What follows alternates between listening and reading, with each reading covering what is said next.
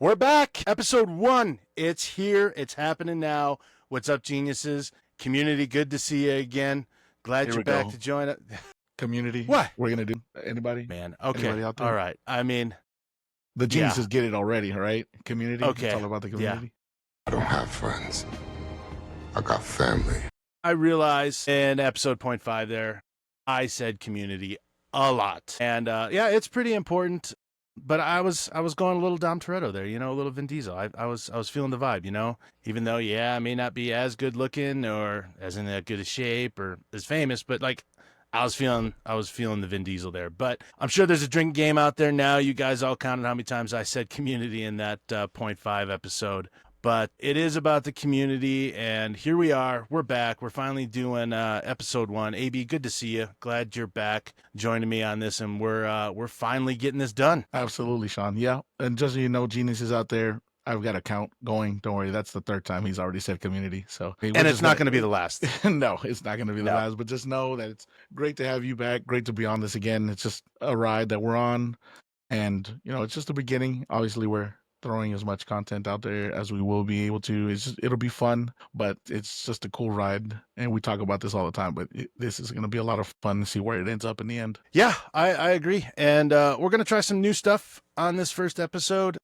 We're trying to figure out our format. Like we did say what we wanted to do and how the format would be for the episodes, but we're trying to figure out some of the screen sharing stuff so we can incorporate some of the stuff we're talking about with the web pages we're looking at or some of the other information we have out there. So again, just bear with us while we figure this out. We'll get it fine-tuned, and we'll have a standardized format that you guys can expect every week or so. And it's been, like I said, a long time coming, and here we are. We finally hit record. And that being said, I just wanted to take a second. I think it would be appropriate to say thank you. Huge shout out. Absolutely. Yeah. Just to get to this point here, I mean, it took the love and support of a lot of people. AB, I want to thank you for obviously deciding to come along on this ride and be here and record this show with me. It means a lot to me. Like I said, everybody heard in the last episode the story. We met for a day, and then I pitched the idea to you, and here we are. I mean, February was, 7 months ago or so, but 6 months ago. We did it, and we hit record, and we have episode 1, and this is the official start of TCGenius. Absolutely. It's a huge thank you to you as well. I mean, in the end, we've talked about it. Like you said before, I've thanked you for asking me.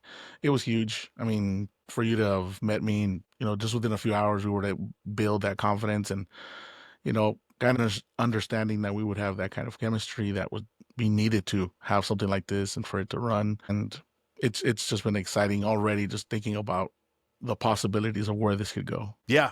And honestly, it was an easy ask. I mean, that's why I asked you. I mean, I just knew immediately. I was like, this is the guy. We got to do this together. So obviously a lot of other people, my family, my wife, my kids, they're super excited, super supportive of this, allowing me to have the time to do this. So I really appreciate that. All our other family and friends out there, I know I have bombed all of you on Facebook and my personal Instagram to give us some support. You guys have definitely followed through. It's been a great, since it's been about a week since we posted that first stuff up and really started making an effort to put some posts out there. And we've actually had some following, and it's been a really good response. And I know probably we have, I mean, between all our family and friends and, my mom getting all her book club ladies to join in. Thanks. We have probably about 1 or 2 actual real legit subscribers. So anyways, thank you to subscribing. Give us a chance here. But also the Crave guys. I wouldn't be sitting here if it wasn't for them. Okay. Bailey, Tyler, Billy, Deeds, Jay and Mike Jones, Jacob, Bryce, Jake, Ethan, Colby, all you guys at Crave. I mean, this is because of you guys. I can't tell you, how much respect and how thankful I am to have met you guys and to get me on this path here. It's been a lot of fun so far, even in this short amount of time. And it is thanks to you guys. And the same for me. I mean, the idea is my family has allowed me to do this. They've given up their time and things that we've had interest in doing to be able to come on here, spend some time with you, connect with all the fellow geniuses out there in the community. Right, here goes another one.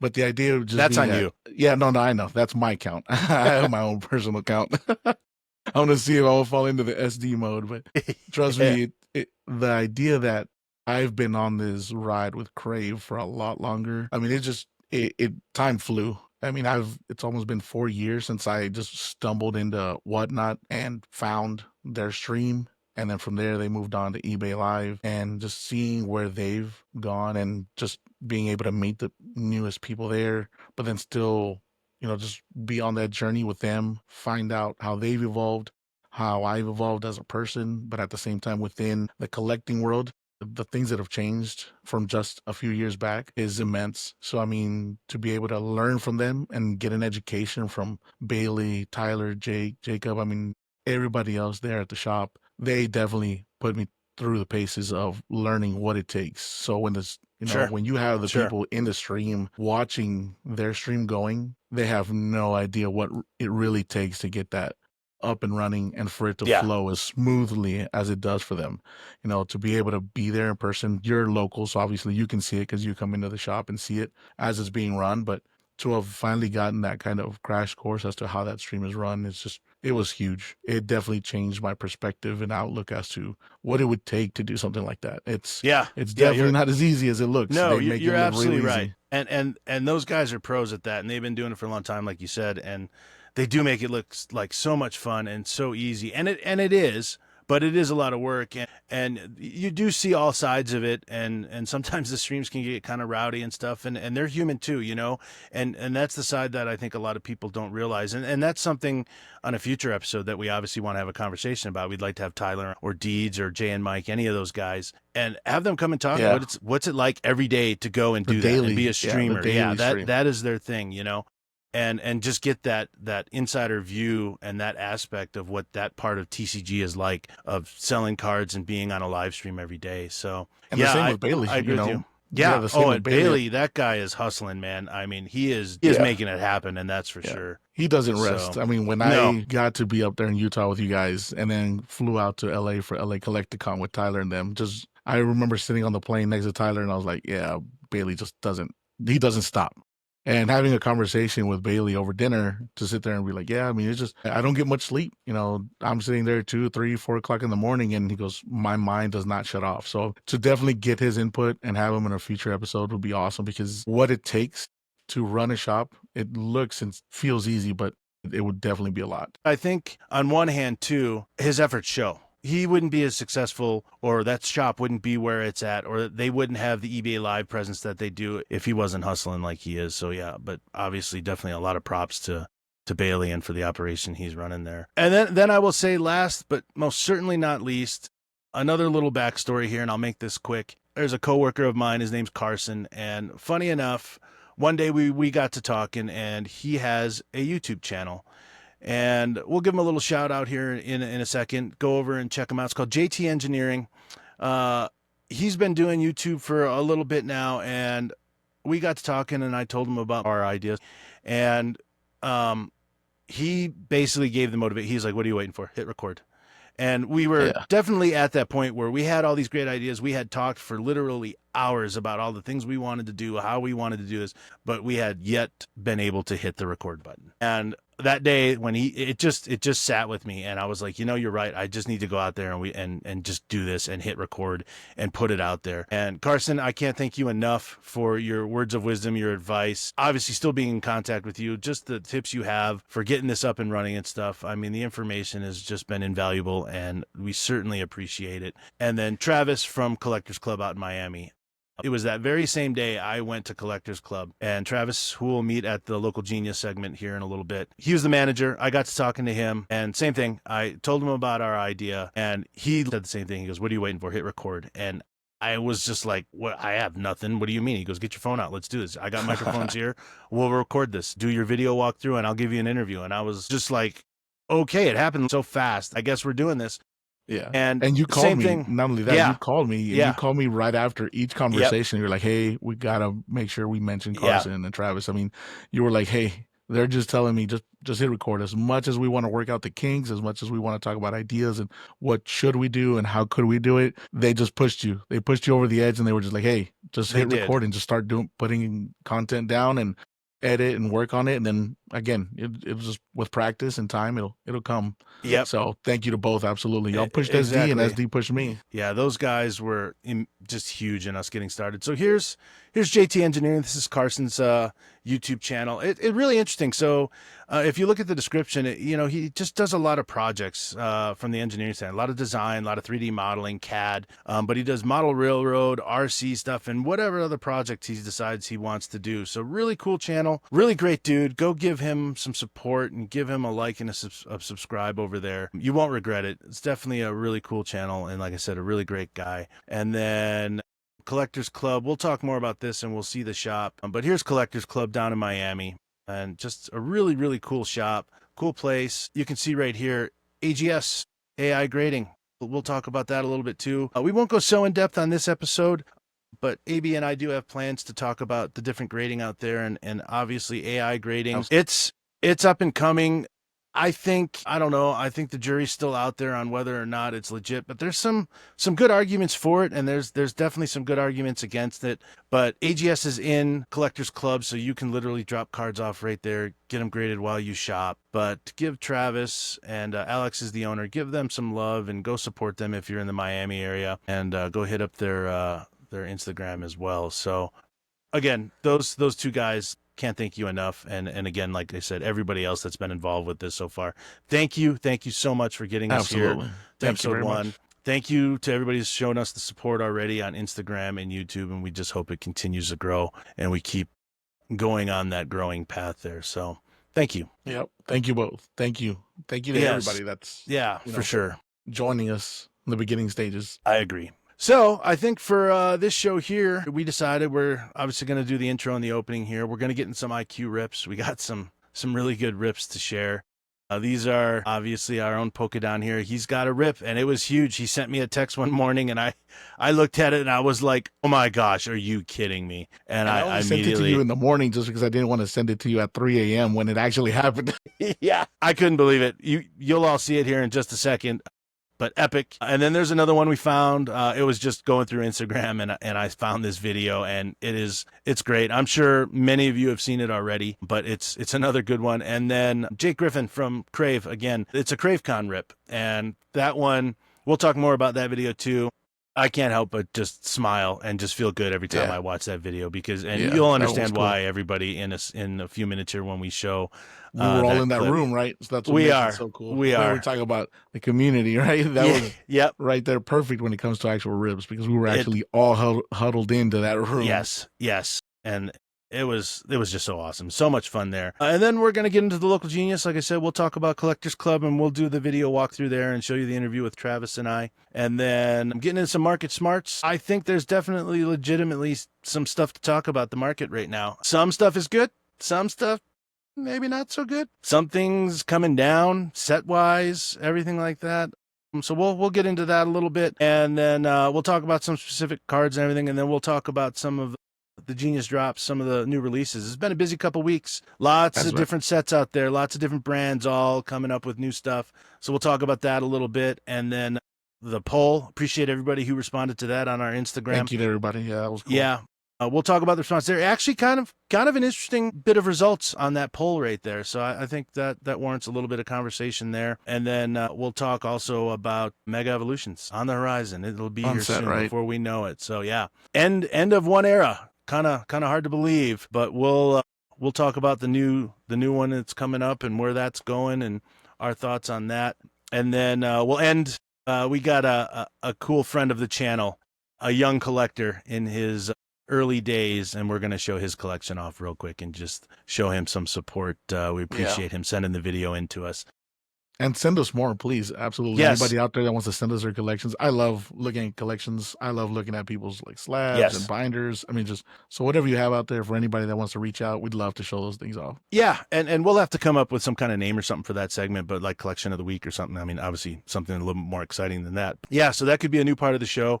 And then, AB, just like you said, everybody out there, please respond to us on the Instagram. Please send us an email, therealtcgenius@gmail.com or @therealtcgenius on Instagram there. We'd love to hear from you guys. And like we said, community. We want everybody involved, and we want to hear what you guys have to say, or what you're ripping out there, or what you're seeing, what you're doing. We definitely want to showcase it on the show.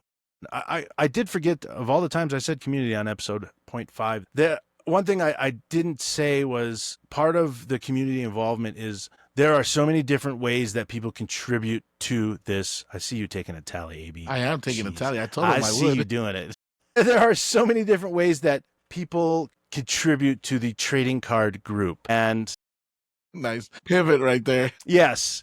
So, and that doesn't just involve just deck building, cards, playing, collecting, all that. And we did touch on that, but we want to give these people a chance to showcase what they do and share their story. Like there's one 3D art on Instagram. She's amazing. She makes some amazing 3D cards. We've been in touch with her. We're hoping to get the follow up with her and get her on the show so she can come and talk to us about what she does and share her amazing art with us. But yeah, there's another one we found. He makes chessboards, resin chessboards out of trading cards, which is amazing. So we're trying to get in touch with him. It would be absolutely amazing to have him come on and talk. So, like we said early on, it's not just going to be just about the card collecting. It's going to cover a lot of TCG. So we're working on that. And then just last night, we had mentioned in the first one, for me, Pokehaxi on YouTube was a big reason why we started doing this as well.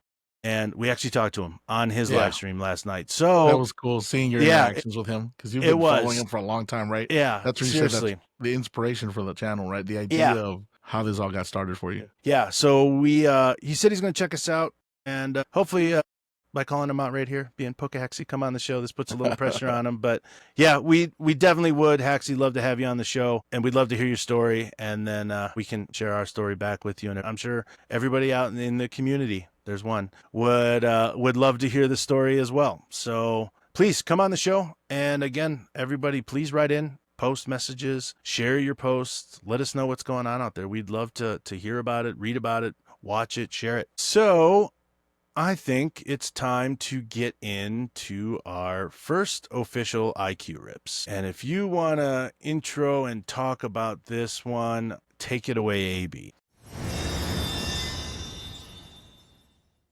So the idea that we had talked about when you first brought up the idea of how we would, get everybody involved with IQ rips was just, we'd love to see people opening anything and everything, right?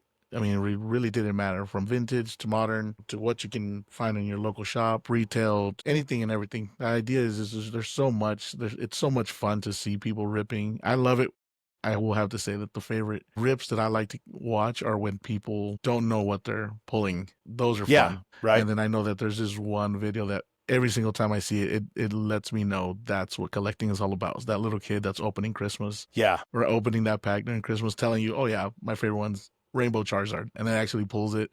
That to me is one of the coolest things I've ever seen. So just my kids getting involved, going to shops, being local, or actually just looking at things online, just seeing people rip. It's a lot of fun. Totally. And like I said, I could not believe when you sent this, and I watched it that morning. That was just absolutely epic and amazing. So here it is in all its glory. Just a quick setup. So for everybody, to give everybody an introduction, this is Stacks Collects. He does the stream, pretty much every night. There's rarely an occasion where they actually take the day off. Just somebody in the stream decided to give away a Gibby pack, and about the 30 or 40 people that came in and were actually entering in the giveaway, I just happened to win it. And it just doesn't get much better than this when it comes to English 151. It's pretty amazing. And more than anything, the way he laughs and the way he slow rolls it is what makes it exciting. When I first watched it, when you sent it, I was like, why did he send me this? It's absolutely amazing. Yeah, this was epic. Pretty cool. I want to get one of those Instagram counter things like that. That is really cool. Yeah, those things are pretty cool. Yeah, we need to get one of those. Anyways, without further ado, here we go. Prime hits winner, Robles. Oh my God. That's totally rigged. Everybody show Prime some love. Thank you so much for the raid. Watch this, Robles. Oh. Bang!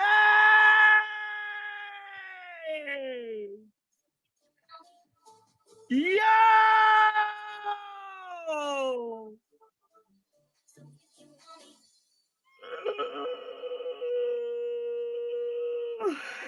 What?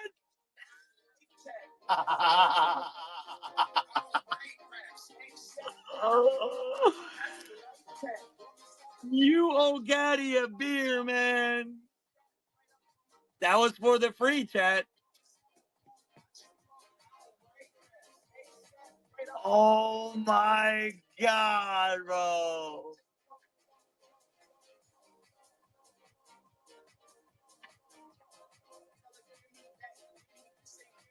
Oh my God.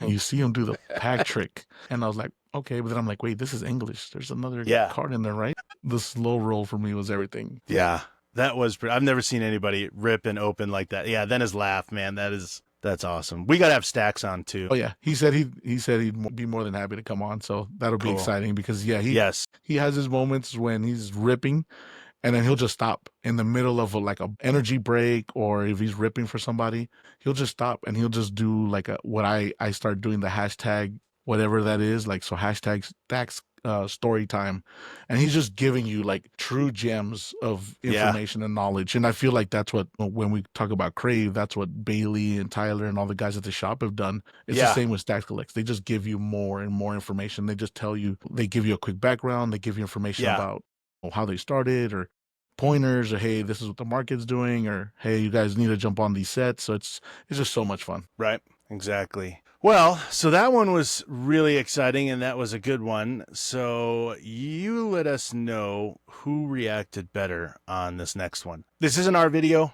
Little disclaimer here. Found it on Instagram, like I said earlier. I didn't post this. I am just essentially reposting it. But still, I thought after that rip, this one was a really good one to put up there. So a lot of you may have seen this. Yeah, I saw it on my own. I saw this one on my own, and then my wife sent me this one too. So I thought it was just as cool. Like, for her to now be seeing these videos is really cool. So, all right. So for this next video, a little disclaimer. This is off Instagram. A lot of D Nation, I think, is who posted it. So we're essentially just reposting it. We take no credit for making this video. We did not set the video up. Go check them out. We'll give them credit for it. But I thought it went in line with that last rip that you had, AB. Yeah, for sure. Yeah, right. Exactly. And it's definitely, I think it's a good video, and I'm sure many of you have probably seen it already. But if not, here it is, and let us know what you think of the reaction here. I think at first when you watch it, like when I first watched it, it could have gone either way. I would have been like, oh, this guy, yeah. But, yeah, right. It takes somebody to at least kind of, I guess, get it. Like if it were a joke, like, okay, yeah, sure. And you're like, okay, hey, I'd be happy, right? If I'm showing up as a DoorDash driver, right, and then this would have happened, that'd be cool. Seriously. So yeah, it is a cool idea to do the DoorDash in 151 there. So especially if you know what packs cost, right? Here's an extra tip. Open it for the camera. Thanks, dude.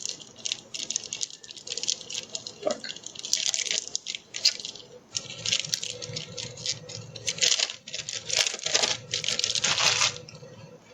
So we got Geodude, Pidgeot, Drowsy, Butterfree.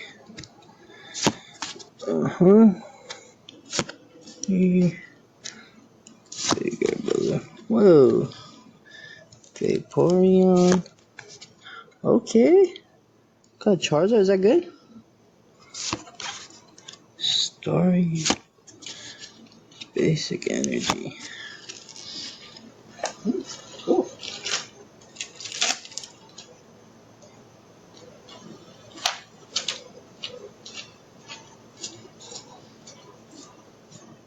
I mean, in his initial reaction, he's like, oh, yeah, sweet, legit Pokemon. And you're like, oh, this guy knows Pokemon, you know? I actually like that he actually has like the knowledge and know-how, right, to get it close to the camera. Like he's not just ripping it himself.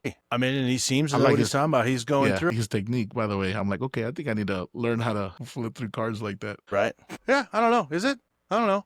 Yeah. How he's not like running back and forth on the porch through the trees, like comes and does a backflip. He got in his car and he put them in the cup holder and forgot about them. You know what I mean? Like if you're the reaction, the person watching is the reaction, because you're like, oh my gosh, you know? Yeah, you're just like, you have no idea what you obviously just ripped, bro. Yeah. So yeah, Charizard. It's pretty amazing. So let it be the regular EX, and then like, okay, yeah, cool, Charizard. But how many people rip 151 hoping that card is right there. Yeah.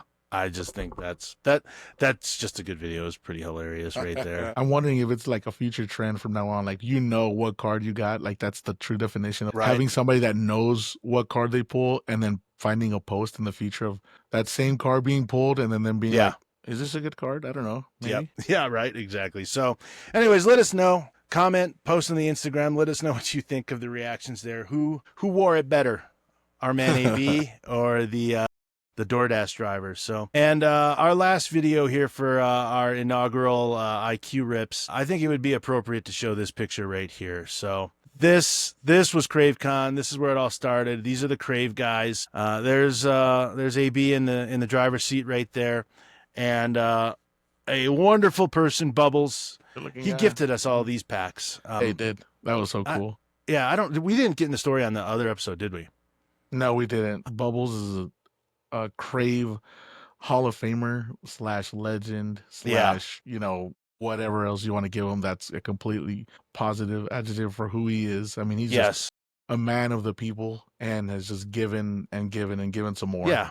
Just an amazing guy, amazing soul. And long story short, this was at CraveCon, and I think we did mention he sponsored the whole thing. So we paid for the food and the door prizes and everything. But we're all in there. This is in the morning when it was just getting kicked off. And AB and I had gone in to help out, set things up, or whatever we could do to help get ready for the main event when it started that evening. But they were streaming that day, and it was Tyler's stream.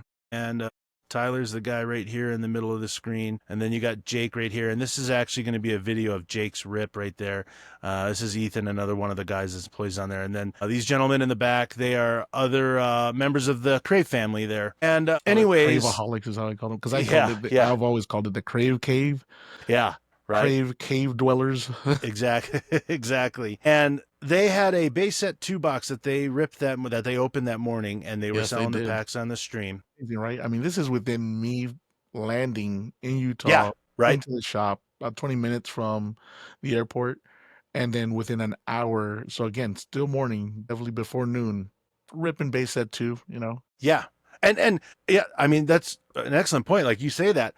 I only knew you maybe for an hour when this photo was taken. I mean, this is literally when we met. First time interactions. Yeah, absolutely. Yes. This was within 1 hour of me flying in, you coming in, and just hanging out with everybody. And then all of a sudden we're, you know, handshakes. Hey, first time meeting each other in person. So this was cool. And so anyways, base set 2 box, couple packs have been sold on the stream. And then all of a sudden Bubbles said, I want the box. And he literally bought the box. And I mean, there was 20 something packs left in the box. Yeah. Something like that. Definitely more than half for sure. I mean, 2/3 of the box was still. And there weren't that many hollows that had been pulled. I mean, it still had plenty of gold. Exactly. We knew it was going to probably be some pretty good rips. Well, but at this point, we didn't know what Bubbles' plan was. So Bubbles got on the phone with Tyler, and then he does his little walk. Like he gets called by Bailey, or he gets called by Bubbles, and he does his hold on 1 second, I gotta take this call, and he kind of does it and walk away, and somebody comes in, gets into the driver's seat, and just kind of takes over for a moment. And then he comes walking back in, and I'll never forget this. Like, I mean, at this point, I don't even think I had ever even touched a base set pack or a base set 2 pack, anything vintage. And Tyler grabs the box and he starts counting the packs, and he basically fans them out, and it was you, me, and Nick, and he goes, you guys get first picks, and we're like, what do you mean first picks? And he was like, you each get 4 packs. And it didn't even hit me when he said that. I was like, oh, that's cool. And then it was like, wait, what? Yeah. Like, we're going to open these? And he was like, yeah, Bubbles bought the box. And because I remember that was the question before Tyler walked out, because they were on FaceTime. Bubbles goes, who's in the stream room with you? Yeah. And then that's when Tyler walked out. And remember, we've already coined several phrases for Bubbles. So this is us knowing that he's Bubbles doing Bubbles things. So it's just knowing what he's done, just buying out the lot of slabs that Tyler's running at that moment. He's got a handful of slabs. Bubbles just says, I'm taking them all. And he gives them back to everybody for the next 10, 20, so ever many auctions that they run, and just hands them to people. And then again, same thing, right? There's so many packs, just hand them out. Everybody gets to pick so many. And then, I mean, you get hit with, even though you're there, even though you've done it, you've seen it, when you get blessed by Bubbles, it's it's another feeling because you're left speechless. Yeah. You really don't have anything to say. Yeah, exactly. I mean, it was so cool to be a part of this. And yeah, so then we picked our packs, and then Nick went first, and he ended up ripping a Blastoise Hollow. And then you went, I think it was you next. And then You went next. I did, yeah. Next. So yeah, you went second. And I've got that right here. Just got it back yesterday, actually. So I ripped the base set, the Venusaur, got an 8 on it. Base So set not to bad for a Venusaur, vintage grade. So that's what I got. And then AB, you went and you ripped the Alakazam. Yeah, but by then, I then- mean, think about it. We've already been like, oh my God, is it one of those boxes that's going to have one of each? Yeah, Because we had yeah. seen some of the other ones. We had seen like the Chansey. We had seen a couple other cards get pulled, but yet obviously we know the big three were there. And Yeah. so as you rip and pull the Venus, or as Nick rips and pulls the Blastoise, then you pull the Venusaur, it almost felt like destiny. Everybody looked at me, you're like, uh-oh, Yeah, the pressure's on. Yeah, like you were So- going to get the Zard, man. But Awesome, yeah, then though. I ended up then with you the did your rips, Alakazam. right? It was amazing. And I can't thank you enough either. And then you being the generous, amazing guy you are, you turned around and gave that card to my daughter, which Yeah, was you told me. absolutely I remember amazing. that. So within, yeah, what was it, later on in that evening? Yeah. You know, Bailey's doing she was all the looking through your giveaways binder or and shop. whatever. Yeah, and I had gone Yeah. in and just tucked it into the binder, and you had mentioned before that was your favorite card, her favorite Pokemon. So I knew it. It's one of those Yeah. things again. When you're blessed, and we all know how it works. Definitely with Crave, we know. Hey, you always pay it forward. It Yep. was so easy. I mean, Yep. and having just met you, Kendall was awesome. She was very Yeah. respectful, great young lady, and it felt right. It's like, you know what? I love the card. It's a Bubbles gift, and I don't gift gifts that have been given to me. I still Yeah. have Yeah. the booster box that he gave me. He blessed me so much earlier that morning that it just felt right. So it You had made to her be night, done. man. Yeah.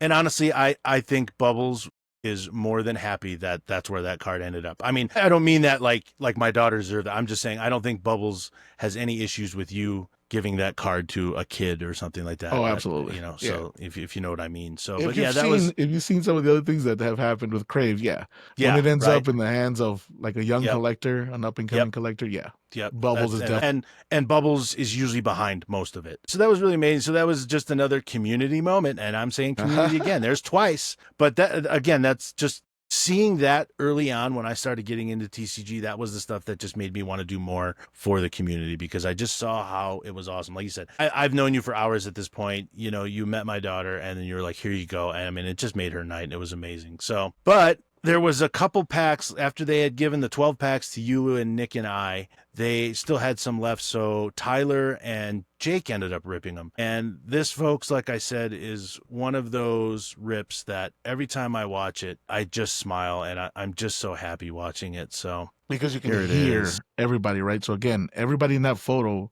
is right there because the pressure is building, right? The tension. You're like, is it here? Is it here? Yeah, Every single right. pack, every single card flipped. It's just, is it that one? Is it that pack? Is it that card? I mean, you're there. It's like he's with us. No, he has to. He has to hang up that phone. Here we go, round two, Bubbles. Let's go.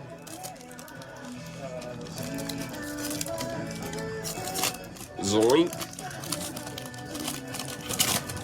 He's with us in the cardboard always. Hey, I like that Bulbasaur. All right, here we go. Seal. We got Persian, Boba, Weedle. Oh my gosh, it's time. Charmander. Talking golf soon.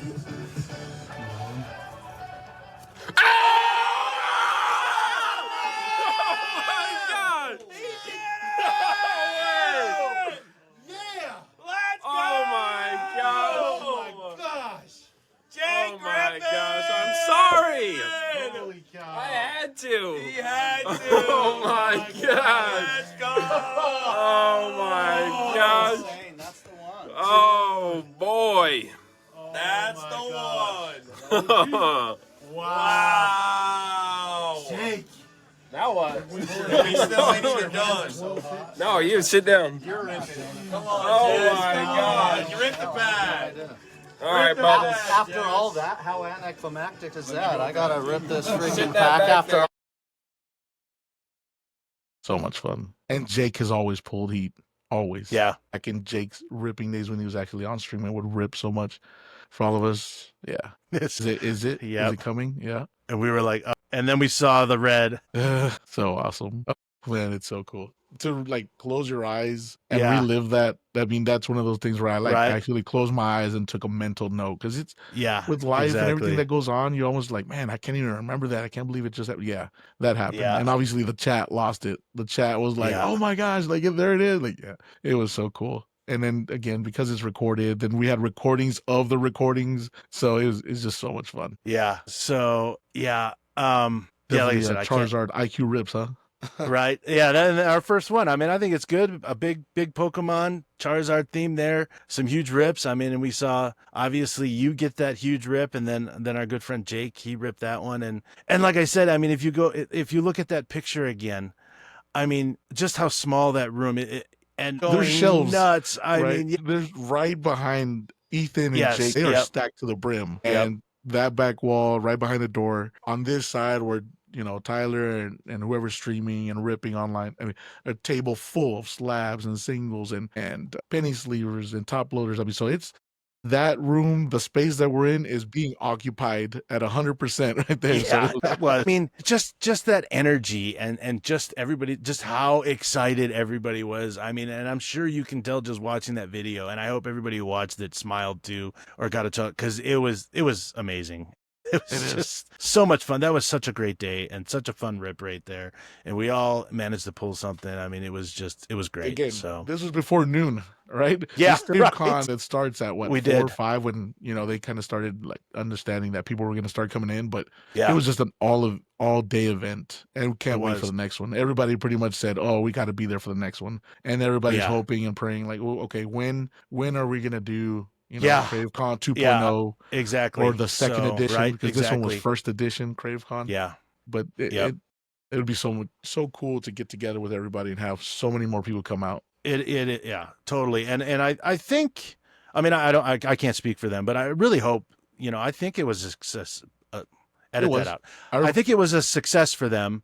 Yeah. I So remember speaking to Bailey. We got to LA because I flew out the day after. I flew out with them to LA, and when we're in the van just later that night, yeah, he talked about it. He goes, they did great, and they even said it. They're like, we might not be able to do the next one at the shop because we had so many yeah, people come through. yeah, They're like, they started exactly. talking about getting a venue just because Yeah, of how and much of a turnout it was. that would be great, even if it even maybe like just with how big Crave was, or maybe they open up some tables and they have other shops come in or something. I don't know. Yeah, that'd be I'm cool. just speaking out loud, but I know more people from the stream when that one happened, because everybody was on the stream. Yeah. There were so many people who wish they could have made it or been there, but I know a lot of people from the stream were like, next year, man, we're coming. We're definitely going to plan on it. I mean, and they had great food, and then they just killed it with the door prizes they gave away. And then they did the penny drops. So they do a penny drop on the stream, but they'd come out and be like, all right, we're doing a penny drop. So everybody's on their phone on the eBay stream trying to get the penny drop. I mean, yeah, it was. Yeah, It follow us went all on night. Facebook and so, Yeah. Instagram, TikTok. And then at the same time, remember, at the same time that CraveCon is still going, Bubbles unfortunately couldn't make it, but he Yes. still logged on again later that Yes. evening and still kept giving away things. I remember did. Jay, Jay's right? daughter. Jay Yes. and Mike. Yeah, Jay's daughter ended Yep. up with a PSA 10 The Moonbrion. right? Yeah. Totally Yeah. epic. I mean, at that time, It we're talking was. a $2,700 card. Yeah. Jeez. Absolutely crazy. But yeah, and Bubbles, if you do watch this, we miss you, man. Thank you so much for all the memories. Imagine having We love Bubbles seeing one on the day, stream. right? Oh, If you finally I know, has a that would be face great. reveal, right? Right? I know. Still, nobody knows what he looks like. He's a mysterious man. I made the joke sometimes. I'm like, what is this guy? Like Batman or something? Bruce Wayne? Like, you know, he's like the superhero, but nobody knows who he is. So, but yeah, such an amazing person. And then, yeah, hopefully CraveCon, they have And- that in the plan. I mean, I think we were there. The shop opens at noon, but I think we were there at like 11 or something. And we didn't leave until 11 that night. I mean, we were there all day long. I mean, and it went so fast, and it was amazing. It was such a great experience. And just like for us, when we're having to shout out our families for giving us the time to do this kind of thing, even the channel. I mean, Bubbles has joined the stream and, you know, participated obviously in CraveCon, sponsored that event. But, you know, his wife, Queen Atlantis, right? She Yeah, definitely right. hopped on sometimes on the stream. And She did. for both of them to be a part of it, it was a huge blessing and something Yep. awesome for Crave and everybody that just even took a second to participate, whether it was online or in person. It was just epic. It's kind of hard to think about possibly topping it, but it kind of establishes a base of where it started, and hopefully the next one gets even bigger and better. Yeah. Looking forward to it. So, but yeah, I think that's a good place to end on IQ Rips for this week, and we can get into the local genius now. Absolutely. So, local genius, like I said, went down. I was in Miami for that one. And honestly, most of the time when I look up what shops to visit, I honestly just get on Google Maps and I type in Pokemon card shop or TCG shop or trading card shop. And I kind of look through them, and I just pick one or two depending on how much time I have, and I go down there and check it out. And a lot of them I like to have within walking distance of where I'm staying. So if there is one, that's usually the one that's probably going to win. And Collectors Club was definitely one that fit the bill, so I just on a whim went down there. And again, I had no intentions of actually recording this and making this happen, but we did. We had the conversation. Travis stepped in, right? Yeah, we had the conversation with Travis, and he goes, "Get your phone out and let's record this." And yep, and we did. And put that on a shirt or a sticker or something, right? Just hit record, right? And this was back in April when I recorded this, and it is now the end of July. So the shop at that point, if I remember right, had only been open a few months, maybe 6 months. Yeah. So we'd definitely like to be, or definitely like to have them on the show again and do a follow-up with them. Again, you'll see from the video, this was the first time I ever did this, so the audio may not be the greatest. And obviously the... and you even said it was a great looking shop, right? It was a really good looking shop. You kept talking about the layout and the way it looked, and just the design. I mean, very clean, very open. Flowed. Yeah, but slabs everywhere. I mean, even some sealed product stuff. It was a really cool walkthrough, really cool shop. And then in the back, like I mentioned earlier, AGS. So they have the AI grading. So check this video out. So yeah, this is the first visit here. Obviously, like I said, on my first attempt at this, I by no means was prepared or even thinking that this was going to happen. I got to talking to Travis when I met him, the manager. Alex is the owner, and he's like, hit record, let's do this right now. So I literally grabbed the phone out of my pocket and I started recording.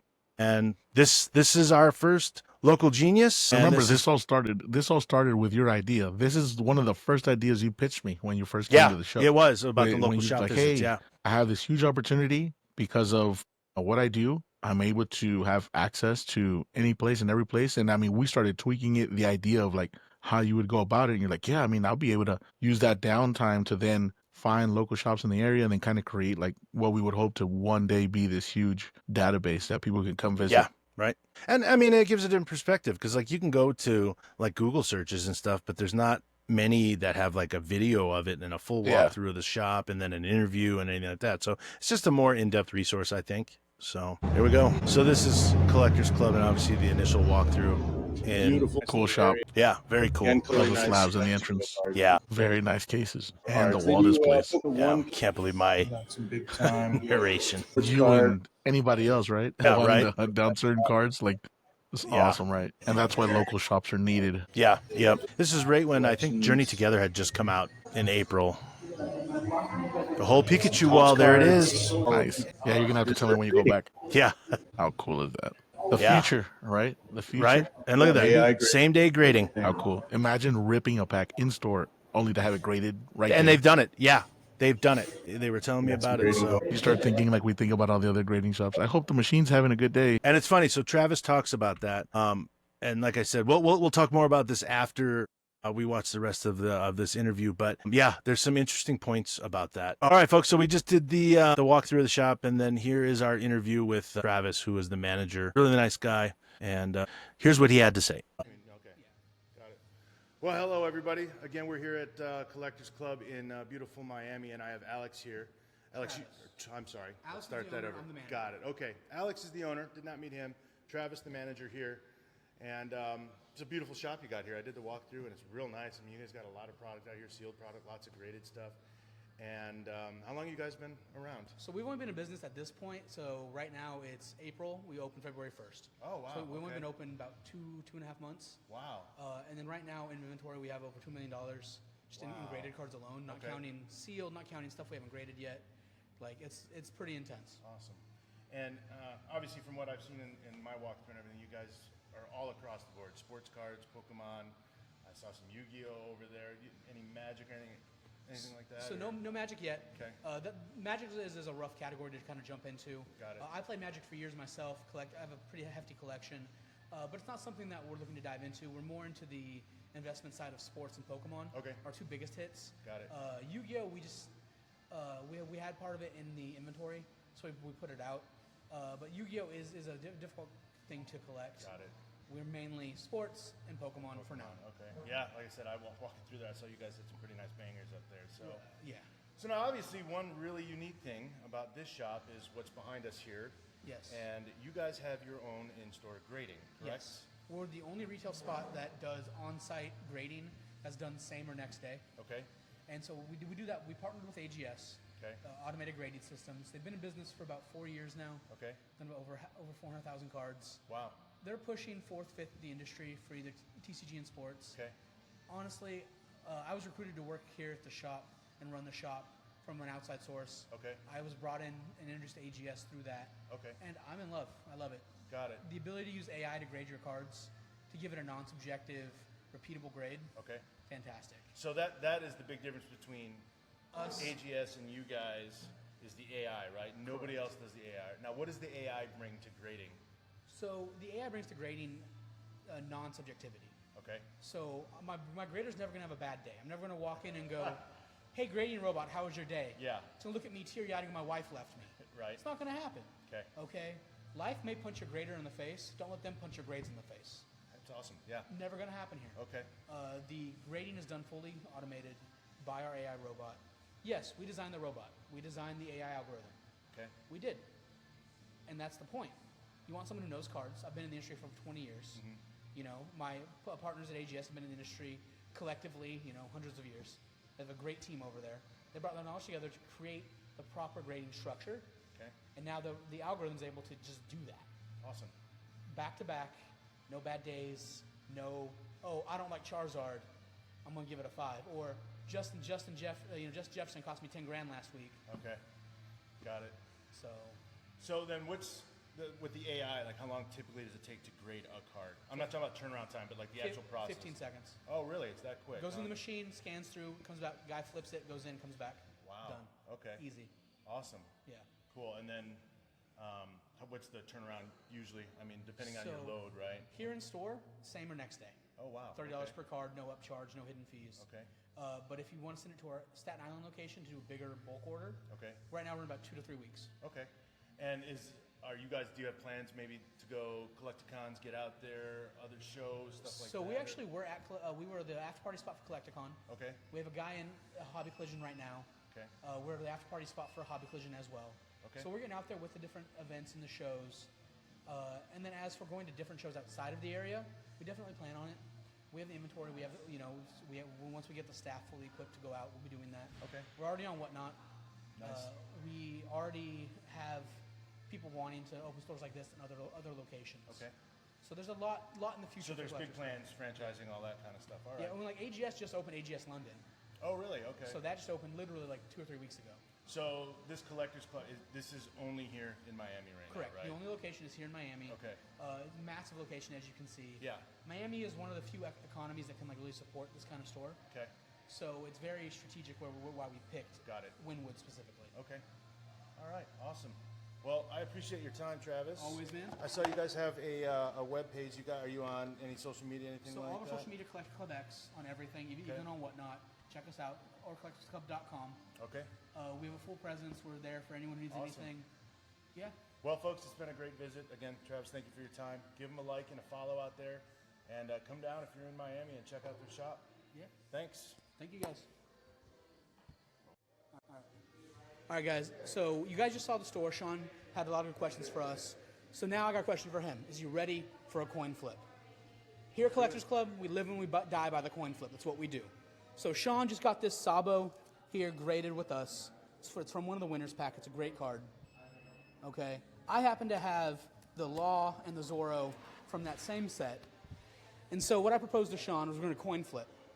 Winner gets the other person's cards to give away on their channel. All right? So Sean, what we're going to do here, we got my favorite coin. This is my Snorlax coin. All right. It's my lucky coin. It means I'm going to win. All right. So the heads is Snorlax, tails is the Pokeball. Do you want to flip or call? I'll flip. You'll flip? Okay. I'm calling heads. I don't care. All right. It failed me.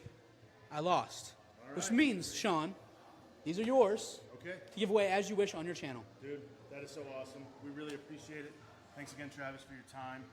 It's an amazing gift, and we're going to give it away to the channel. You heard the man. Live and die by the coin, and we got it today. Thanks. Perfect. An amazing visit, and like I said, a beautiful shop, and so generous of Travis to give us give us those 3 slabs to give away on our channel here. So that'll be something that we'll have in the works for the future.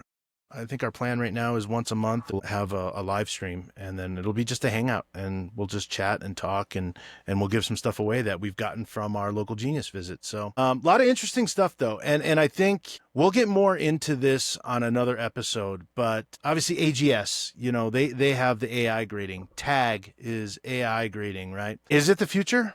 I don't know. Like I said, there's some really good points he made. Like, a computer's not going to have a bad day. A computer could be up all night and grade a card, and you're going to get the same result, whether it was on or off, but, opposite of a human. Like I said, a human has a bad day. He doesn't have coffee that morning. He grades your card, or if he just doesn't like your card, I mean, that can happen, I had never thought of it from that I'd never thought of it from that perspective before when he said the grader doesn't like Charizard. I'm like, huh? Yeah. I had never Right. ever thought of it. I mean, I've been grading since I was 15 years old. I never thought maybe the grader just doesn't like the card that he's grading. Right. Maybe he's like, I'm Exactly. getting sick and tired of grading all these Charizards. Yeah. Or maybe it's the end of his shift Yeah. and he needs to get out of there. And he's like, all right, these last ones are all 7s. He's got to finish this. And I'm not throwing the grading, because overall I think they are very reliable, and for the most part, like they're right where they should be at. But that stuff could happen. But with a computer, that's never going to happen, right? But now the flip side of that is, who wrote the algorithm? You got to make sure that algorithm's right, because garbage in, garbage out, meaning if you give it a bad algorithm, it's going to grade on those parameters, and if they're wrong, now every card it's graded has graded incorrectly. We also know that cards get miscut. So Yeah. the dimensions of the card itself affect right? where it starts, where it stops, like how they set it up to actually pick up, the centering condition. I mean, there's just so many things that are just kind of left in the gray area. I mean, again, not knocking, AI grading. Also, just that's what allows for the human element to understand or see what's in front of them. And then there's pros and cons to all of it. Exactly. So we'll get into it later on as we talk more I about think, grading. yeah, and the last thing I'll say is you bring up a good point right there, because I think the human element, that's something a computer's never going to have, is the leniency, right? A computer, an algorithm, AI, a program is going to operate within certain parameters, right? And nothing outside of that. Whereas like PSA actually has it on their website about their grading.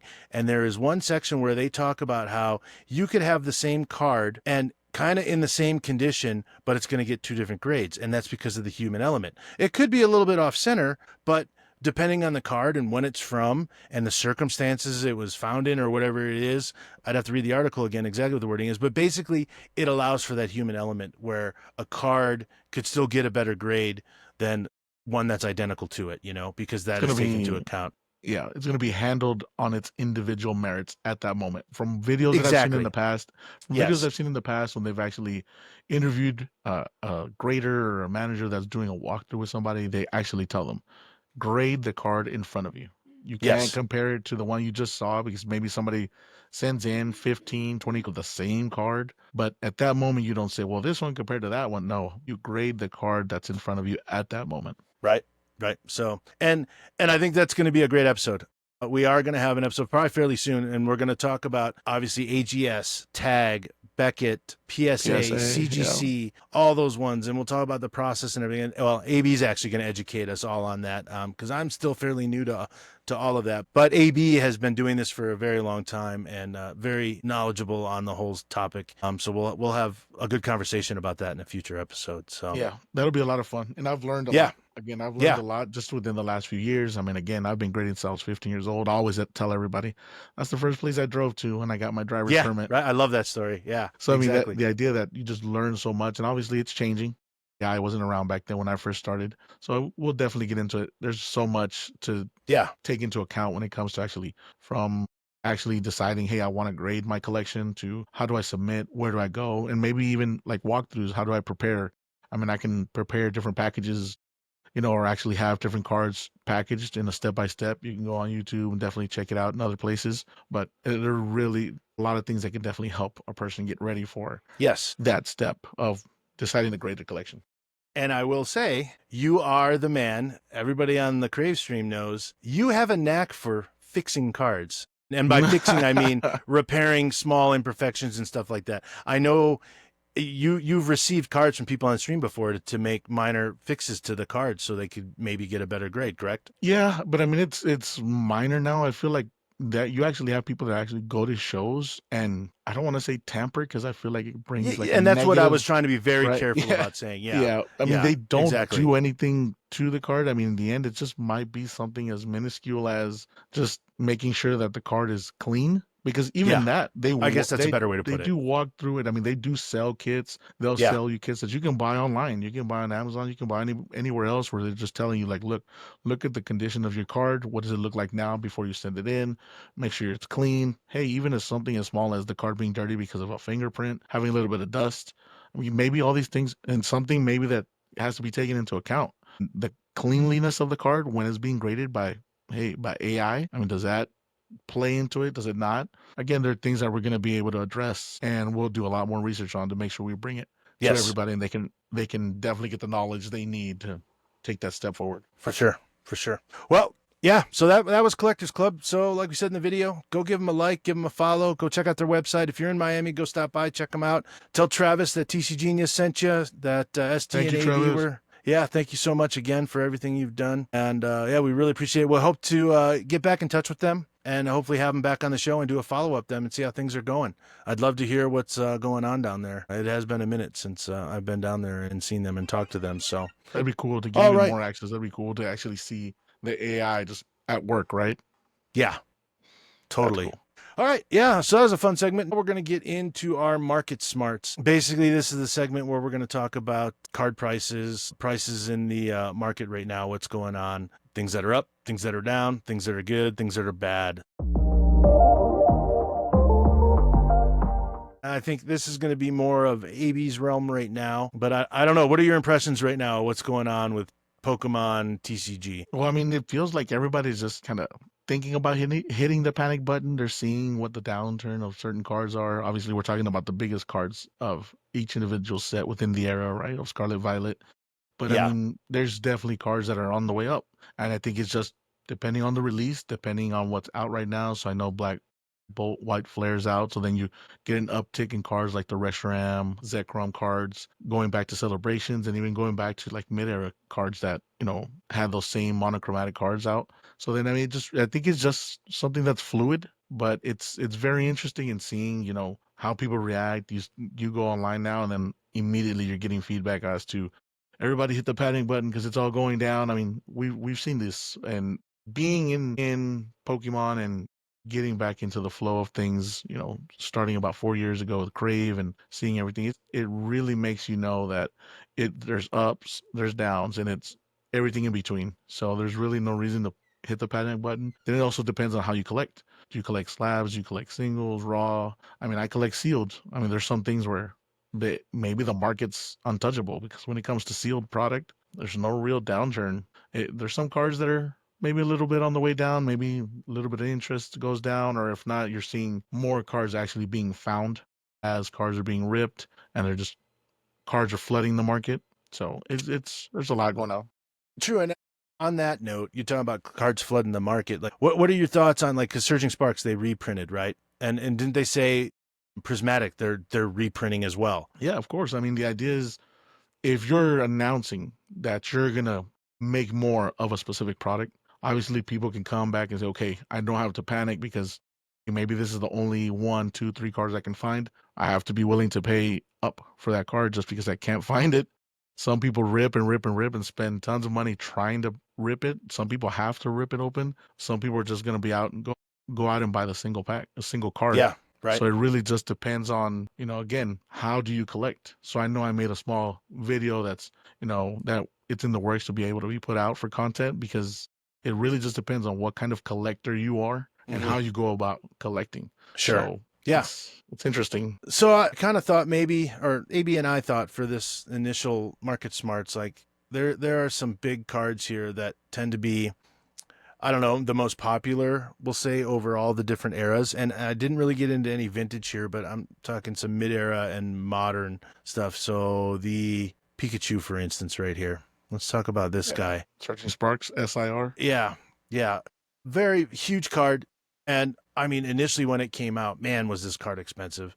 I mean, I think it was around $400 or something like that. Yeah. And you can see right here, I mean, just looking, if we go from the last year, I mean, you can see. And that's just, I mean, remember, that's just out from when everybody has access, because you have a couple of people that get their hands on these products maybe a few days before. And whether it's through a store or online, streaming, or just in person, however they get it, the point is they get it. And those cards carry a premium just because you're the first ones out there, first ones off the line, and people just can't wait to be the first ones to get on it, whether it's because they're going to have it just in their collection, some people for master setting, or just having the card in their hands, or selling it back, or sending it off to get graded. It's just a hot card, and you have to have it now. Right. I mean, we can see, back in February, I mean, the card peaked at $441, right? Yeah. I mean, and now you go to the last month and you can see $259.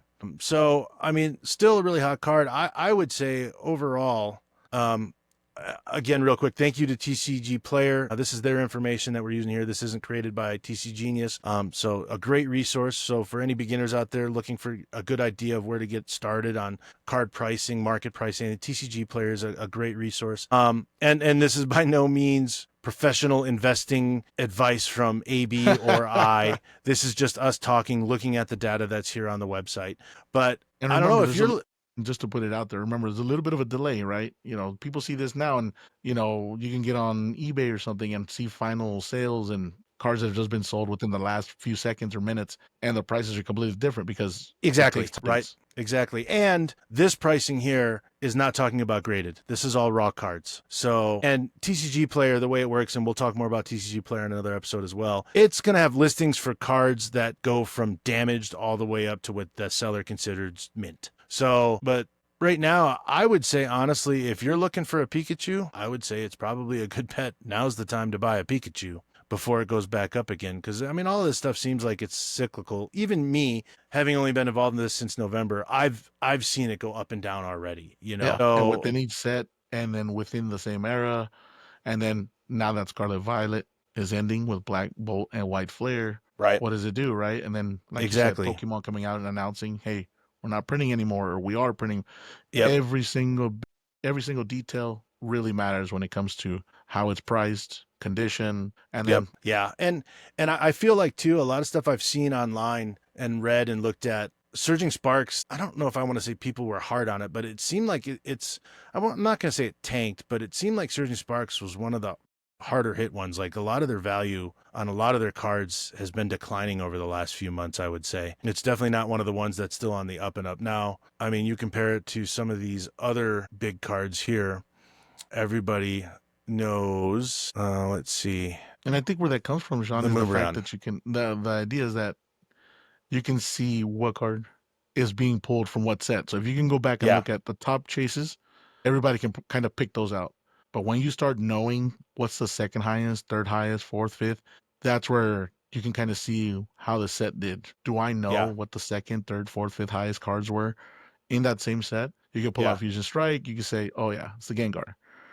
Evolving Skies is the Umbreon, right? Everybody knows it has the Moonbreon. But what was the second highest card? What was the third? That's when you know, okay, the set maybe had some merit, or it's one of the popular ones or favorite ones. Yeah. I mean, you can see right here, this is a listing for damaged holofoil, $790, and it's damaged. But you look at, right here near mint, almost $1,400. Market price they're saying is $750. Most recent sale is almost, just over $1,200. And the Moonbreon, you can see overall in the last year at least that's been on the up and up.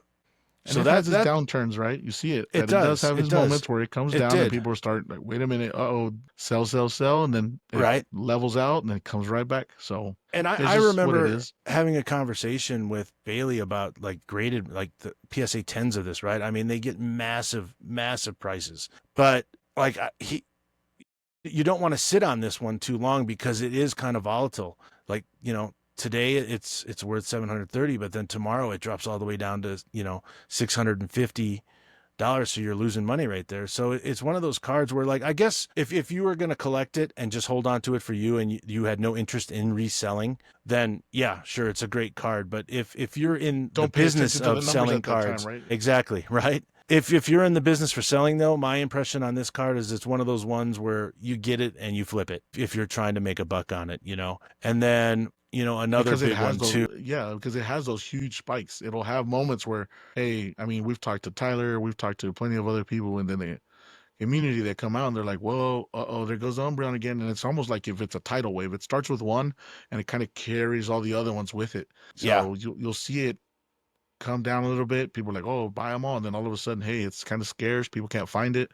And when I started 4 years ago with Crave, I mean, think about this. You could buy a Moonbreon in a PSA 10. Remember, that's Yeah. gem mint status for like $800, $900. I remember Bailey came on the stream right before he went to a Collecticon. He says, hey, we're going to go to a show. I guarantee you this card's not going to be around if we come back the following week. So who wants it? He threw up a BGS 10, so pristine.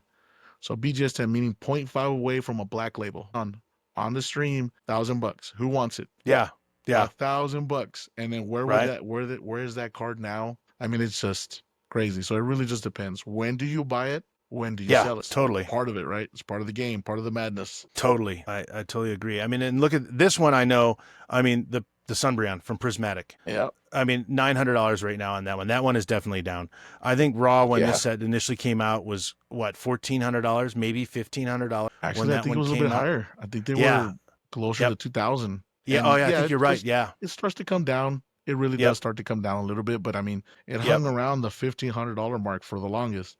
14, 15, it just kind of sat there. And then now we're in the second wave of it taking another dip, and it's down. It's at its lowest that it's ever been right now. So yeah. Yes, if you I want, think go get so. it now, but just know that it'll turn up again. I mean, right now, Prismatic, it's like you said, being announced, it's gonna get printed again. Everybody chases it and seen all those videos online where people are rushing to go get Prismatic at Costco and GameStop, and Right. you start seeing it back on the shelves and people will start to find it again, but in what condition? And again, it all matters. Exactly. So I think that is, yeah, this set was just crazy. I mean, why is it the sets with Umbreons have the worst pull rates, man? I mean, like Evolving Skies, and then you've got Prismatic. I mean, it's such a cool set, such cool cards, but man. But I mean, you can even see here on the data, look at the last 3 months. I mean, the card is on the decline. I mean, if we want to go back and look at the last year, I mean, it started out initially 15 and peaks out on here 1,600. I mean, and then right here, high sale price, almost $1,800 in the 1 year. Well, think about this though. So I was talking with a local shop guy. He's the owner here at Lancaster TCG in Lancaster, Texas. He asked me about this set and he goes, "What do you think?" And I just gave him, again, this is my opinion. This again is not mean, hey, go invest and dump all your money into Prismatic. But Evolving Skies has always been hot, always one of the bigger sets, obviously in our what we would call the modern era of collecting and alt arts and stuff. That set is big because of other big cards. Yeah. And it's so hard to pull. So when you pull them, that's what makes it so lucrative. Yeah. But I will tell you this, remember the Espeon is not in that set.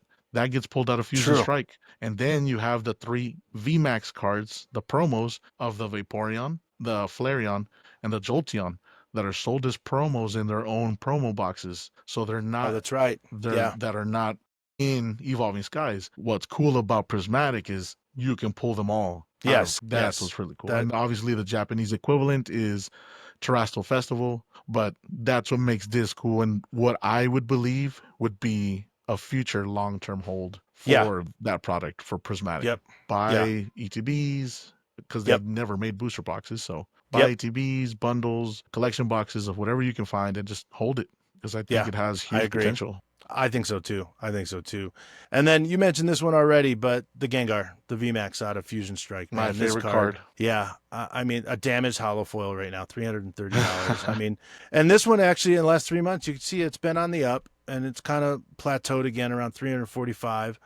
Last sale, market price right now, 345-ish, 335 for a high sale. But if we look at the last year, it's definitely a card that, unlike the Prismatic, unlike the Surging Sparks, it really hasn't taken a dip. This card has just gotten more valuable as time goes on. Yeah. And remember, and there's not a lot of big hits in Fusion Strike. I mean, No, you have there's that not. one. Again, we talk about the Espeon, VMAX, Alt Art. There's the Mew, VMAX, Alt Art. And it's just everything else, like the Vs, just kind of lower end, mid tier kind of Alt Art. So it's just one of those that's just a lot of fun. Everybody calls it. I mean, everybody has nicknames for every set, right?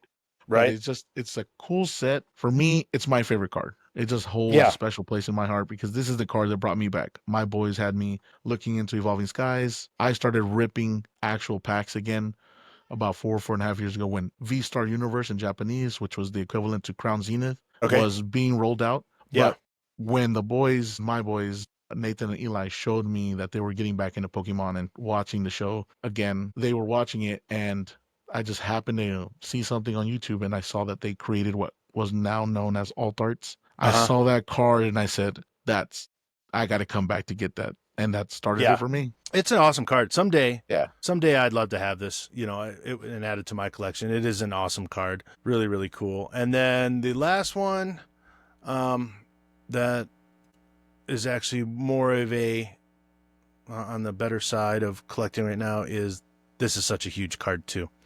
Oh, yeah. The Magic card. Obviously, the moderately played hollow right here, $150, but you can see it's been up and down. But overall, this is over the last month, it's at 150. And again, these are raw prices. But overall, you can see right there in the last year, this card has done nothing but get more valuable. So another one that I think is worth getting and holding on to. You wouldn't be wrong. Yeah. And it's such an amazing card. Yeah. And that's been my thing. Like, I think I mentioned this before, but I'm always such a sucker for the artwork. Some of these cards are just amazing. And to me, and I'm sure a lot of people, there's probably people on both sides of this. When I got into this and I opened my first Japanese packs, the quality of the Japanese cards, I think, is just immensely head and shoulders better than English equivalents, right? Yeah, but unfortunately, I will say now with Prismatic, I think Prismatic, they turned it around. The Prismatic cards were comparable to Terrestrial Festival, which is the Japanese version of Prismatic, and even Destined Rivals, even White Flare, Black Bolt. I think they turned it around, and either Pokemon was listening and they got with it, and the English equivalents are just the same quality and they have those amazing textures. But yeah, I really appreciate the artwork. I really appreciate the attention to the textures and the details that go into it. But even this card, this is obviously prior to Prismatic, is still such a really beautiful card. But I couldn't even imagine like having Prismatic level quality on this card in English. I mean, it would probably make it just pop even more. Yeah. And don't worry about flexing, because I remember you being on the stream, getting your card back. You had this card. You decided to get this card. I can't remember if you pulled it or if you just bought the single. No, I can't remember. It was a single. Oh, you mean that one right that there? one. And what was the grade? A 10. Yeah. So, I mean. Yeah. So this was because of Deeds. Right? I bought it on Deeds stream. He had a single and I was like, wow, that one looks like it's really good. And he was like, yeah. And I remember you asking, because really you had good. been looking at it for a couple months. There's a couple cards that you've been looking for that you were like, hey, what do you think? And I remember you sent me a message. You're like, hey, Deeds has one. What do you think? Yeah. How does it look? And I just give my 2 cents. I love the idea of people asking. I get a huge kick of looking at a card and just seeing, but that obviously buying it on stream makes it a little bit harder, because then you have to put your hands and you have to put your trust in whoever's streaming or ripping for you. And that's what makes Crave so awesome, because they have so many cool guys that are willing to just show you and take the time to tell you, like, hey, look, this is what the card looks like. And they will sit there and they'll, really dive into the condition of the card, whether it's a $1 card or $1,000 card. They're showing it to you because they want you to know what it is that you're buying. And that's what makes that card so much fun. I mean, the artwork, it's cool. It's just, and obviously the Gyarados is just sitting in there. If you haven't, for people that might not know about this card, the Gyarados, the evolved form of the Magikarp, has a nice piece of artwork in the top of the waterfall. But it's just one of those cards that you're like, when we first ripped it, this was actually Crave's first big pull. At that time, it wasn't a big pull, but I remember being on a stream with Tyler, and for whatever reason, they were streaming on Whatnot at the time. There just wasn't that many people in the stream. And so I logged on with Tyler, and he's like, oh, I just want to make sure everything's good. He's testing to make sure that the camera and the microphone's good. And I just told him, you know what, rip me a pack. And I bought a Paldea pack. And sure enough, the first big Did card you that they know pulled, you these yes. things, man? At that time it wasn't, right? It's not like I'm pulling another Charizard now. I mean, at that time it wasn't, but it was still like we kind of knew. We did kind of know when this first came out. Like we knew this card was special. Yep. The artwork was just something else. Obviously, Yes. its references go back to the koi fish. That actually go back upstream. It's so cool. The artwork, it's futuristic. The color, I mean, just it really stands out and makes it a desirable card. English or Japanese, it's just a beautiful card. Yep, totally.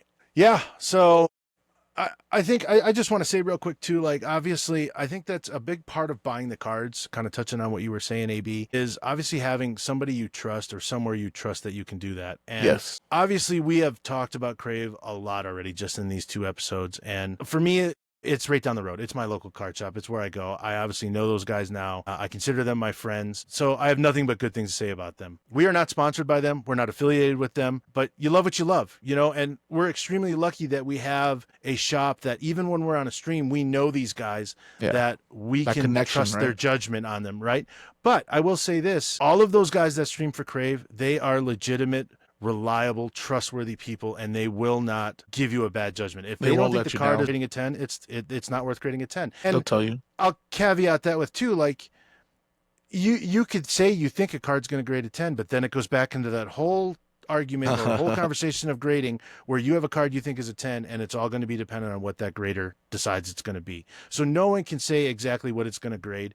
All I'm trying to say is that they are trustworthy. And I know a lot of the stuff we're saying might come across some people like, oh, this must be a Crave podcast, but we're not. We are our own We're thing. children There's lots of we're yes, children right, of exactly. Cave And stuff. there are other shops, like I have other local shops that we're going to visit. Game Night Games, which is in Sugar House, is an amazing shop, and I go play Magic there. Those guys are amazing down there. Mike's the manager there. Derek's one of the guys that works down there. Love those guys. Oasis Games is another huge card shop here in Salt Lake. Amazing place, amazing guys, and I would recommend anybody to go any of those shops here. Kayfabe Cards is down south, and another amazing shop. Card Coop's another one that's really close. I'm extremely lucky that just within 20 minutes of my house, I have a handful of card shops, and they're all great, and I would recommend them all. It's just that obviously we have more personal experience on a different level with Crave than we do with some of these other card shops. But Same I just for wanted me, to I kind of mean, throw that out there and make yeah. it clear. We're not a Crave podcast, but hey, I don't know, Bailey, if you want to sponsor us. For me, right? I mean, they're up in Utah. I happened to stumble into a stream on Whatnot and found them there. And then I think that same year they came down to the Fort Worth Collecticon and actually went purposely just to meet them. And obviously enjoyed the Collecticon while I was there. Got some autographs, took the kids, and just enjoyed that experience. But definitely got to meet Jake and Tyler, and obviously the guys are awesome.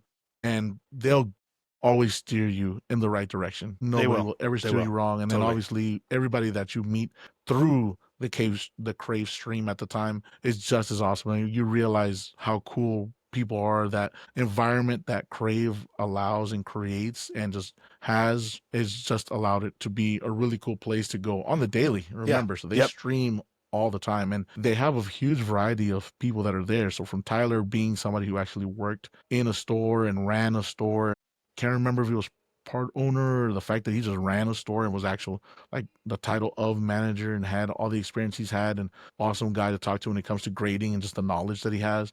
But then you get into like Jacob, who actually plays the game, right? The TCG and actually goes out there. Then you have Mike Jones, you have Deeds, you just have everybody that's out there. You have Jake. It goes on and on. It really is just it's not a Crave. It's not a Crave channel, but we definitely know where we come from and what started it and what allowed us to have these ideas that we have of creating this channel. Exactly. And I'll bring it full circle. It's the community. Those guys are part of this community, and that's what makes 13 it great. geniuses. And, 13. Yeah, exactly. And I will say this though, I'm not going to name names, but I would be willing to bet that there is a lot of people out there watching this right now that they know bad card shops. And there's one that comes to mind that I know a lot of you know who I'm talking about, but there is a card shop that when I first got into this, I started watching and I was following and everything. And then I saw what they were about and how they operate. And I immediately unfollowed, stopped doing anything with them. I never click on their stream on eBay. And I think people know who I'm talking about, but there are some bad card shops out there and some people that don't operate for the best interest of the community. So, and they are out there, and it's unfortunate. And you're going to find that in any walk of life, that there are people that are just trying to take advantage of situations. But we won't talk about them. So just, you do have to be careful out there. But again, we're really lucky that we are involved with a group of people that are just excellent people. Yeah. And like I Please. said, and it's not just Crave, it's just those other card shops here. And AB, I know probably in the Dallas area, you probably have a huge number of card shops, and you could name a handful right off the top of your head of card shops that deserve your time and your money. So Absolutely. I mean, so hey, everybody out there, remember, rip responsibly. But yeah, for me, it's the same thing. Exactly. Yep. Lancaster TCG is 10 minutes away. I mean, Paul, worth collecting. Next Level Gaming, DA Card World, they're a big one that always goes to like the collecticons. Yeah. You have the Indigo Plateau is a cool place that I just found maybe just a few months ago. But I mean, it really is nonstop. Oh, and then I remember stumbling into an Instagram post with Lionheart, and he actually checked out a shop that's up in the north, like the North Dallas, Plano area, called Cloud Collectibles. And man, it's just cool. Just a different kind of. Was that the one you showed me? Yeah, it's a different kind of amazing. Oh, that dude, that place. Kind of. You got to get in there, man. Yeah. Totally cool. People in there also just the same. Really cool. Yep. They just expanded and actually got the second, I guess, the spot or space that was right next to them, that they were able to expand and pull out a lot of tables and just kind of open up their environment to whoever wants to come in and just sit down and talk and hang out and, battle and collect. It's just, there's so much, and that's what we're hopefully here to do. We're also able to shed the light on a lot of these shops that are able to be around and help all the fellow geniuses out there. I agree. And again, let us know.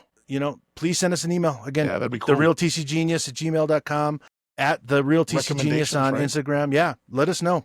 What card shops do you like? It's awesome. And then it's funny because there is a channel out there, Rattle Pokemon.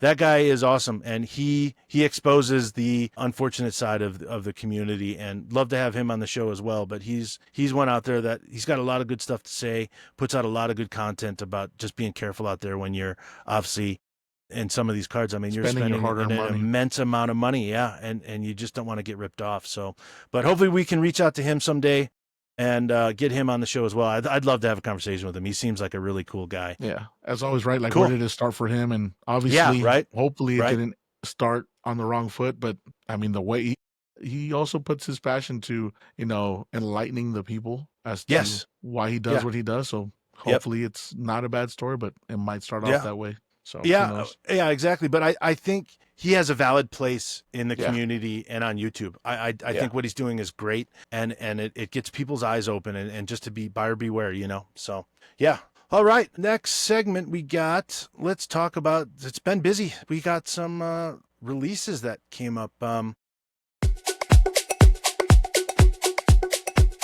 Obviously, the big one being Pokemon Black and White, Black Bolt, White Flare. That one just released last Friday. Monochromes and the Victini. Obviously, I've seen some videos of people ripping those and stuff, so a pretty cool set. But also, I mean, AB, talk a little bit more about, the end of an era, man.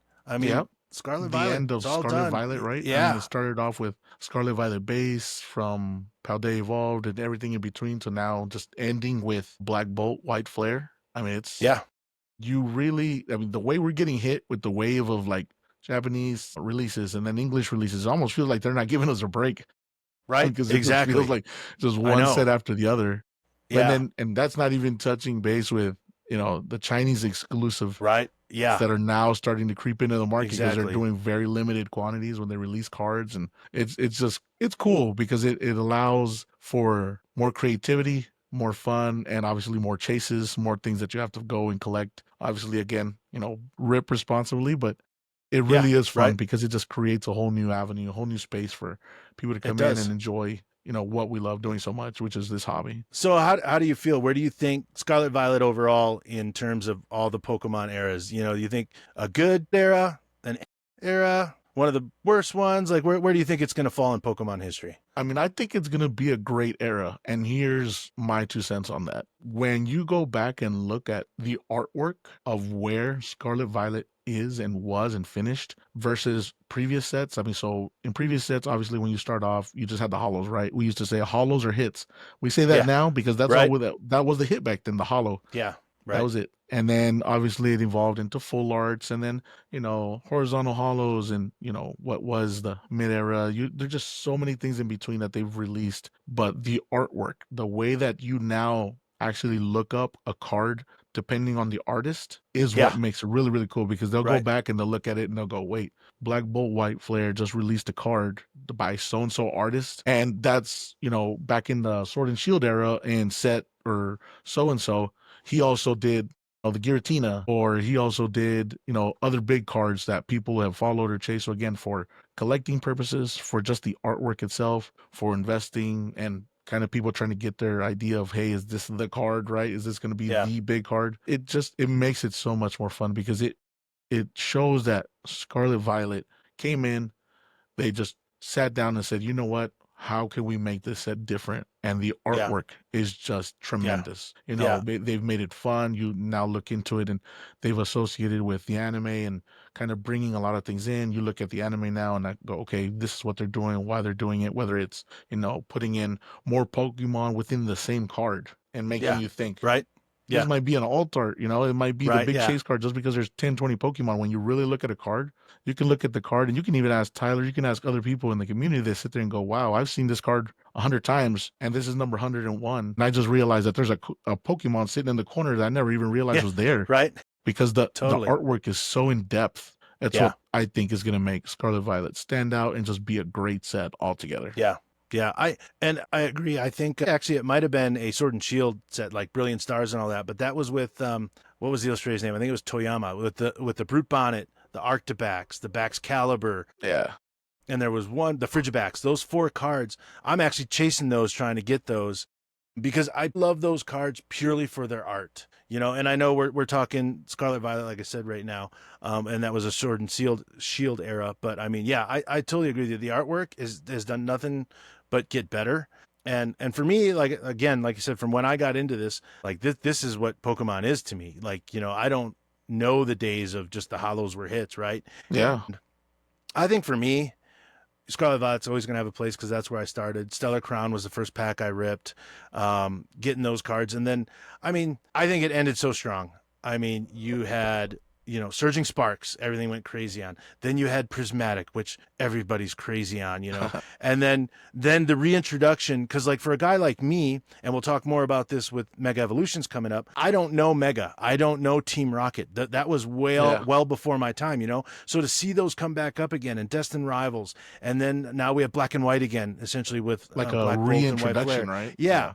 I mean, it's just amazing to see the artwork and how cool these cards are. And then I know we were talking offline, but how you had mentioned, like, it's such a strong ending that Black Bolt White Flare is, I don't know if you want to say an homage to Crown Zenith, but it's just a Sword and fun Shield, set to rip, Yeah. So many hits, right? So yeah, many and it's IRs, so many illustrator rares. such a fun way to end the era. And that gets into Mega Evolutions, and a whole new era starting. So we'll see where Pokemon's going to go, and that one will be on the horizon here soon. I know the Pokemon Center already did the ETB sales, and I missed out on that again. I can never seem to hit on Pre-releases, that. right? That's Right. its old episode, right? The pre-releases. Yeah. It's become something else, right? And the ability for people to come in and say, I want to be a part of this. Yep. But it's cool. So there's still cool things coming. But that brings up to point 2. So we had put on our Instagram, just like you were saying earlier, with between the Japanese and the sets that we have now, it's just gotten kind of crazy with how often sets are coming out. So we had put this poll out, and thank you all to those that responded to it. The results were interesting on it, and we'll try to keep doing that and get more of those up. But basically, and it was just kind of a generic poll, but basically it was just asking, like, should there be more releases, less releases? What do people want to see? And then in the answers that we provided, obviously we said less new set releases in the year. We said more sets, got to catch them all. What we meant by skip sets is maybe there's collectors out there that, they're only buying every third set, every other set. They're not going to go in on every single set. And then there's the ones, obviously, that, they only buy the singles. They're not interested in collecting the full set or mastering the set.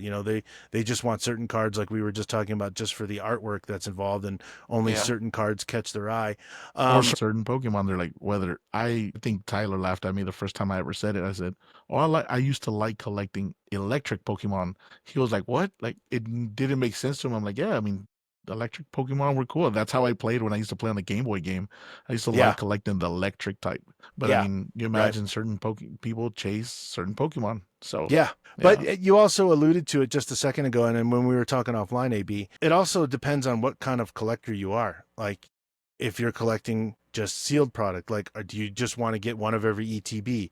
Yeah. Or booster do you boxes or just want to bundles, get just one of every UPC or build and battle? I mean, everybody collects something different. So this wasn't really like an all-encompassing kind of poll, but it was interesting to see. I think I wouldn't say a majority, but amongst all of the people who replied, it was less new sets in a year. And then like we said, I mean, don't include the Japanese. It seems like every month a new set. Two sets, right? So 2 Japanese sets for every English set. So Yes. that's what Yep. encompasses that. That's why that comes in, and you're thinking, man, they're releasing a lot of Japanese because they Yeah. involve 2 sets. So obviously you look at Destined Rivals, which everybody sees like Team Rocket and Mewtwo on the covers, but yet in Japanese you're looking, that's Heat Wave and Glory to Team Rocket. So 2 Japanese for every English. So that's why it feels like there's just a tidal wave of sets, because it feels like there's every month, and that's pretty much what it is. There's every month there's a Japanese set, and then every like 3rd or 4th month you're having an English set. So then it's like it's nonstop. Yep. It is. It's fun. It can't be expensive,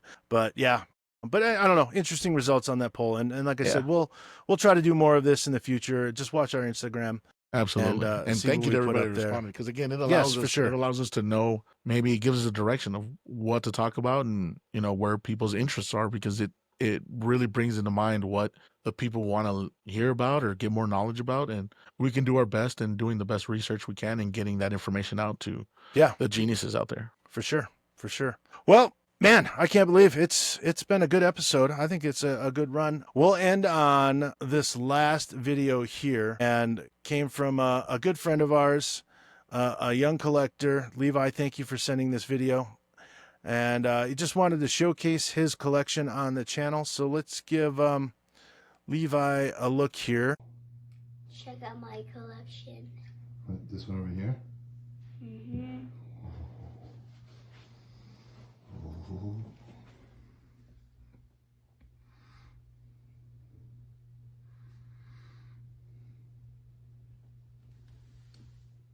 You like the big ones?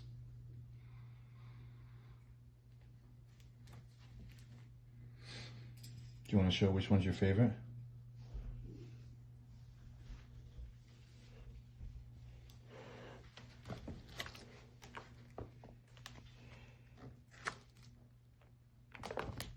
That is my favorite. Oh, cool.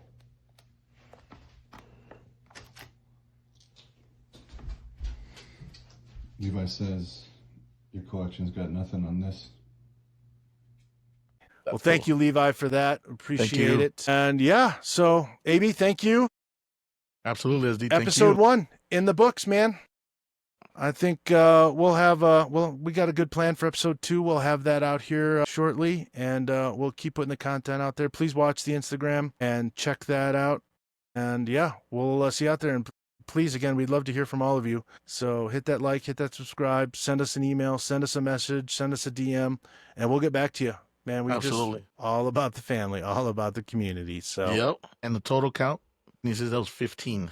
Okay, that's probably still better than 0.5. So yeah, but yes, absolutely. To all you geniuses out there, thank you very much. Again, this is a wild ride. It feels like a wild ride already. It's only been 5-6 months, and yet I can only imagine where this is going to go. But thank you very much to anybody and everybody, whether it's sharing or, hey, if you want to come in and give your 2 cents as to what we can do better. I mean, we'd love to hear that feedback as well, because in the end, anything that can help us make it better for anybody and everybody that wants to watch us, or just give us a chance to hear what we have to say, it'd be awesome. So thank you very much to everybody who's out there.